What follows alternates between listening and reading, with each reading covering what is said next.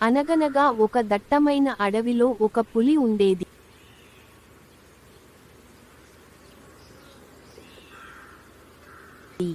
అది బలమైనదిగా, గర్వంగా అడవిని చుట్టూ తిరిగేది.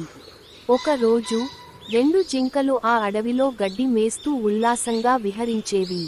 అవి ఎంతో వేగంగా పరుగెత్తగలిగేవి.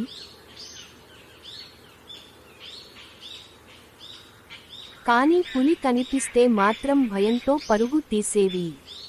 అదే అడవిలో ఒక కుందేలు కూడా ఉండేది. అది చురుకైనది, తెలివైనది, చిన్నదైనప్పటికీ ఎప్పుడూ తన తెలివితో ప్రమాదాల నుండి తప్పించుకునేది.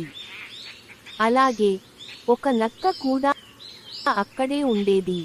అది మోసగాడు, ఎప్పుడూ తన లాభం కోసం ఇతర జంతువులను మోసం చేసే ప్రయత్నం చేసేది.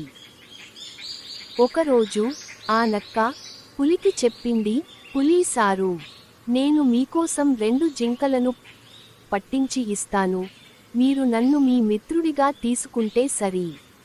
పులి దానికి ఓకే చెప్పింది. కానీ కుందేలు ఇది విని, తన తెలివితో జింకలను తప్పించేందుకు ఓ చమత్కార యుక్తి వేసింది. చివరికి నక్క తన మోసపు పనుల వల్లే పులి చేతిలో చిక్కుకుంది.